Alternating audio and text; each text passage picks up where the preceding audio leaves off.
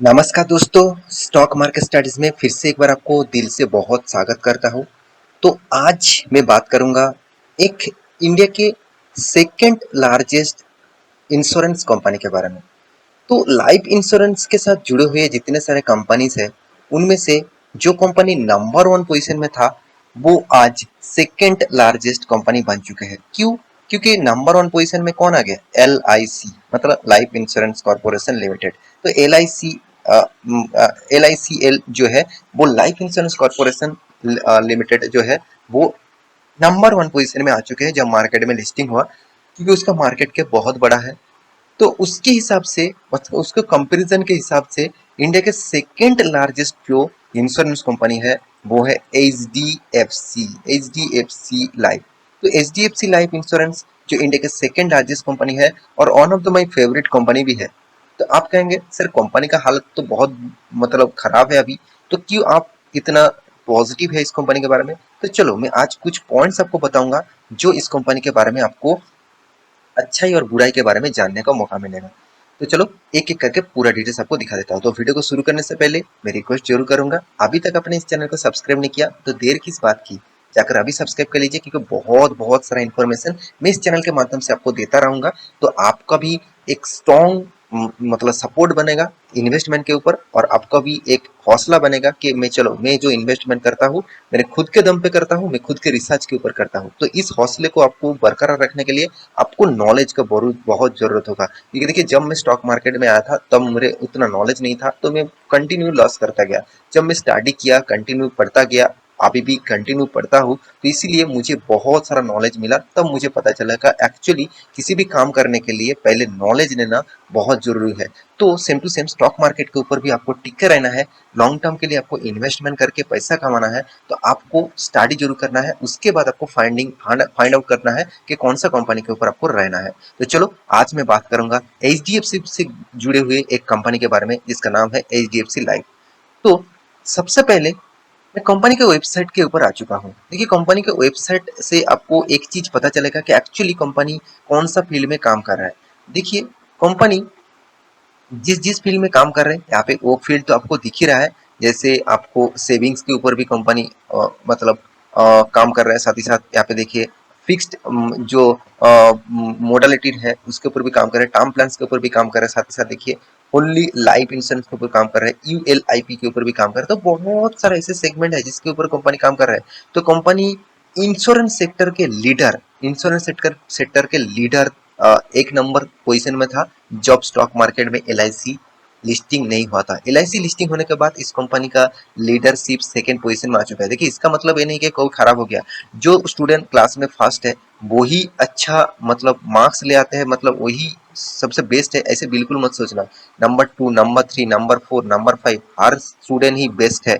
वो कोशिश करते हैं नंबर वन पोजीशन में जाने के लिए। तो इसीलिए नंबर टू को भी कोई हल्के में मत लेना, क्योंकि कंपनी में जबरदस्त पोटेंशियल है। क्यों मैं आपको बता रहा हूँ, चलो मैं आपको दिखा देता हूँ। कंपनी देखिए around number of life insurance, जो लाइफ इंश्योरेंस कंपनी कर है, करीबन करीबन फाइनेंशियल ईयर 2021 के हिसाब से अराउंड 4 करोड़ से भी ज्यादा।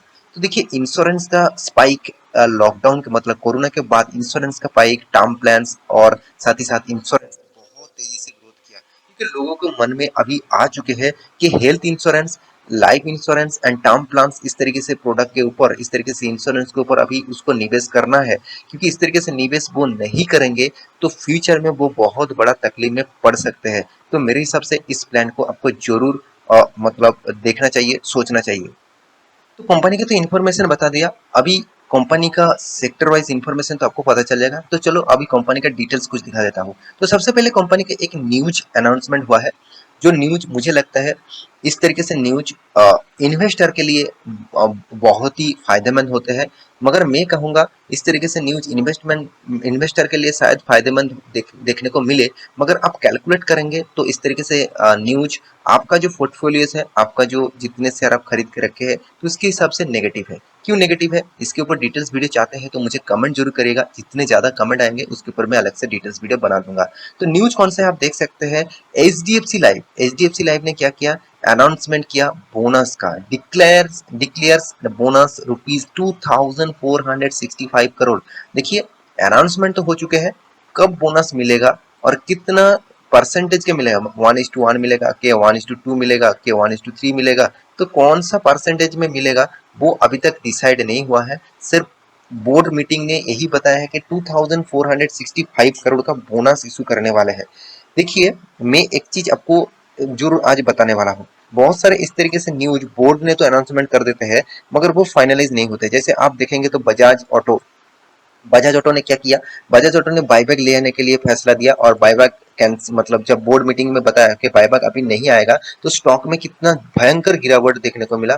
और यही तरीके से मार्केट को मोनोपोलेट किया जाता है, क्योंकि बहुत सारे मतलब ये ट्रेडिंग जैसा काम हो गया। तो इस तरीके से स्टॉक में उछाल देखने को मिलेगा बोनस के कारण। अगर ना कह देते कि स्टॉक में गिरावट देखने को मिलेगा, तो वो ट्रेडिंग जैसे काम हो गया। मगर आपको मैं जरूर कहूंगा, आप इन्वेस्टर है, आप लॉन्ग टर्म इन्वेस्टर है, तो आपके लिए मैं जरूर कहूंगा, तो आप इस तरीके से बोनस, डिविडेंड, ये तो आपको मिलेगा ही मिलेगा, जब देगा कंपनी जरूर मिलेगा। मगर इस तरीके से चीज देखकर आप कोई भी कंपनी के ऊपर निवेश कर देंगे तो आप गलत दिशा में जाए। हाँ, जब फाइनल हो जाता है कि हाँ बोनस का डेट अनाउंसमेंट हो गया, डिविडेंड का डेट अनाउंसमेंट हो गया, तब उस कंपनी के ऊपर आप निवेश करने के लिए सोच सकते हैं। फिर भी देखिए, मैं जरूर कहूंगा इस न्यूज को आपको बिजनेस स्टैंडर्ड के ऊपर जाकर देखना चाहिए, क्योंकि न्यूज के डिटेल्स यहाँ पे आपको अवेलेबल हो जाएगा। तो बोर्ड मीटिंग ने उसका जो एचडीएफसी लाइफ का जो एमडी है, जो सीईओ है, आप यहाँ पे देख सकते हैं, विभा फदलकर जो है, उन्होंने यहाँ पे अनाउंसमेंट किया। उन्होंने बोर्ड मीटिंग में यहाँ पे अनाउंसमेंट किया, इस तरीके से कुछ बातचीत अनाउंसमेंट हुआ है। तो कितना अमाउंट का वो मतलब डिविडेंड सॉरी बोनस देने वाला है, तो इसका अनाउंसमेंट किया। तो अभी देखना है क्या कंपनी में कुछ मतलब दम है, क्या मैं इस कंपनी के दम के बेसिस से इन्वेस्ट करूं कि बोनस के बेसिस से इन्वेस्ट करूं। तो पहले कंपनी का दम देखना चाहिए कि वो दम कितना दूर जा सकते हैं। आज के लिए चलो कंपनी अच्छा कर रहा है, कि फ्यूचर में वो क्या अच्छा करेंगे, उसका मैनेजमेंट टीम किस तरीके से काम कर रहे हैं, वो आपको देखना चाहिए। तो चलो उसके ऊपर भी बात कर लेता हूँ। तो कंपनी इंडिया के सेकेंड लार्जेस्ट कंपनी में पहले ही बता चुका हूँ। छोटा मोटा कोई कंपनी मत समझ लेना, 1,17,000 करोड़ का कंपनी है, 1,17,000 18,000 करोड़ का कंपनी है। तो इंडिया के नंबर 1 कंपनी होते थे पहले। तो एलआईसी आने के बाद कंपनी के सेकेंड पोजीशन में आ चुके हैं। और कंपनी का जो परफॉर्मेंस है उसके बारे में बात करूं, तो कंपनी का पी रेशियो मुझे थोड़ा सा हाइक लग रहा है, मतलब ज्यादा लग रहा है। इंडस्ट्रीज पी रेशियो भी हाइक है, और कंपनी का return of equity, return of capital employed एक एवरेज लेवल में है। और एक चीज सबसे बड़ी बात आप जानते हैं, कंपनी के पास जो कर्जा है सबसे कम है, 6,000 करोड़। उसके हिसाब से कंपनी इनकम कर रहे हैं 1,200 करोड़ का। तो मैं एक चीज में आपको हमेशा बताता आया हूँ कि अगर कंपनी का इनकम से 50% कम भी आपको डेप दिखे, तो उस कंपनी के ऊपर आपको भरोसा करने का लायक जरूर होना चाहिए। क्योंकि एचडीएफसी से जुड़े हुए ग्रुप है, तो एचडीएफसी से जुड़े हुए कोई भी कंपनी मतलब वो बेस्ट परफॉर्मेंस करेगा, क्योंकि एचडीएफसी का जो डिसिप्लिन है, उसका जो मैनेजमेंट टीम है, वो बहुत बहुत स्ट्रांग है, बहुत स्ट्रांग है। और एचडीएफसी एलआईसी इस तरीके से प्रोडक्ट के फायदे क्या है आप जानते हैं। अब मार्केट में लीडर कौन है, एचडीएफसी बैंक। और एचडीएफसी बैंक का एक फायदा जरूर है कि जब लोग बैंक में अकाउंट ओपन करना चाहते हैं, तो उसको बहुत सारे पॉलिसीज बेचते रहते हैं, जैसे टर्म प्लान्स हो गया, जैसे लाइफ इंश्योरेंस हो गया, जैसे हेल्थ इंश्योरेंस हो गया। तो एक्स्ट्रा बेनिफिट उसको उसी जगह से मिल जाता है, उसके एक्सपेंस ज्यादा नहीं लगते कि उसको अलग ऑफिस करना पड़ता है, बहुत ज्यादा ऑफिस कॉर्पोरेट ऑफिस करना पड़ता है। तो इस ऐसे बिल्कुल नहीं, कुछ ऑफिस है ऑब्वियसली, तो फिर भी ज्यादातर बैंकिंग के माध्यम से इस तरीके से सेक्टर जबरदस्त चल जाता है। तो ये सबसे बड़ी पॉइंट्स है, बिग पॉइंट्स है, जो एलआईसी को अलग से ऑफिस करना पड़ता है, एलआईसी को अलग से एजेंट रखना पड़ता है। मगर एचडीएफसी जो इंश्योरेंस सेक्टर है, वो उसको अलग से ऑफिस नहीं लेना पड़ता, वो बैंकिंग के माध्यम से ही इंश्योरेंस बेच देंगे। साथ ही साथ जरूर कहूंगा, इस तरीके से कंपनी का ऑफिस चार्जेस जो मतलब जो एक्सपेंस है वो बच जाते हैं। तो एक्स्ट्रा बेनिफिट यहाँ से कंपनी को मिल जाता है। और साथ में कंपनी का हाथ में तो तगड़ा ही कैश है, 5,400 करोड़ का अच्छा खासा कैश कंपनी बना कर रखा। तो आप कहेंगे सर कंपनी का मार्केट कैप के हिसाब से कंपनी का इनकम मुझे थोड़ा सा वीक लगा। हाँ बिल्कुल, मुझे भी वीक लगा। मगर कंपनी कंपटीटर के हिसाब से जो मार्केट खा चुके हैं टोटली एलआईसी, एलआईसी जिस तरीके से मार्केट को खा चुका है, मतलब जिस तरीके से उसका टोटल मार्केट कैप्चर करके रखा, तो उसको टक्कर देना मतलब बहुत तगड़ा काम करना पड़ेगा। तो फिर भी एचडीएफसी कोशिश कर रहे हैं, बहुत तेजी से कोशिश कर रहे हैं। तो फिर भी देखिए कंपनी का जो परफॉर्मेंस है, मैं जरूर कहूंगा कंपनी क्यों मुझे बेस्ट लगा। देखिए कंपनी का जो प्रॉफिट रेशियो आप देखेंगे, तो हर साल कंपनी प्रॉफिट को मेंटेन कर रहा है, जबरदस्त कंपनी प्रॉफिट को मेंटेन कर रहा है। कंपनी का जो इंटरेस्ट है इतना कम है, और देखा जाए तो जीरो डेप्थ है। जीरो डेप्थ के कारण, तो कैलकुलेशन किया जाए तो जीरो डेप्थ है, तो उसके कारण कंपनी का जो प्रॉफिट रेशियो है वो हमेशा बढ़ते जा रहा है। तो ये एक बिग पॉइंट है किसी भी कंपनी को आगे जाने के लिए। तो आप कहेंगे सर कंपनी ने तो रिटर्न मुझे कुछ नहीं दिया, मैं पहले भी आपको बता चुका हूँ। अगर आप 1 साल, 2 साल, 3 साल में रिटर्न माँगेंगे, तो आप स्टॉक मार्केट से अभी भी निकल जाइए, क्योंकि स्टॉक मार्केट आपको 2-3 साल में रिटर्न देने के लिए नहीं, आप उसके लिए म्यूचुअल फंड कर लीजिए, सेफ्टी ज़ोन में रहेगा, आपको पैसा ज़रूर मिलेगा। आप इंडेक्स फंड में म्यूचुअल फंड कर लीजिए, तो वहाँ पे आपको कोई मतलब लॉसेस होने का चांसेस भी कम कम होगा। आप बॉन्ड खरीदारी कर लीजिए, आपको वहाँ से अच्छा खासा रिटर्न मिल जाएगा, जो इन्फ्लुएंस को बीट भी कर पाएंगे। तो मेरे कहने का मतलब है, आप थोड़ा सा रिक्सी प्लेयर है, आप स्टॉक मार्केट से पैसा कमाना ही चाहते हैं, तो आपको पेशेंस के साथ बना रहना होगा, और वो भी लॉन्ग टर्म पीरियड के लिए। क्योंकि देखिए, कंपनी अगर खराब होते, तो इंस्टीट्यूशन जो एफआईएस जो सबसे ज्यादा माल बेच रहा था, वो तो यहाँ पे टोटली माल बेच देते, फिर भी देखिए 26% होल्डिंग उसी के पास है।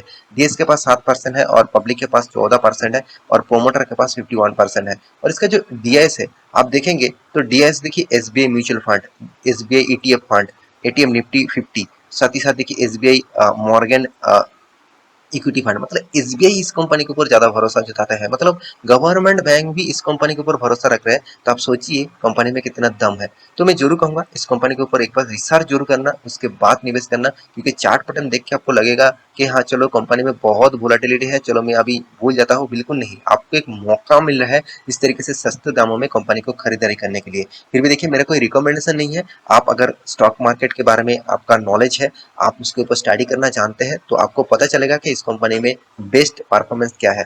तो उसके हिसाब से निवेश करिए। तो आशा करता हूँ सारी जानकारी आपको मिल चुका है। मेरे वीडियो को कैसा लगा जरूर कमेंट करना, और इसी तरीके से वीडियो पाने के लिए चैनल को सब्सक्राइब भी करना। मिलते नेक्स्ट स्टॉक लेके, तब तक के लिए अच्छे से रहिए, अपने ख्याल रखिए, बाय बाय।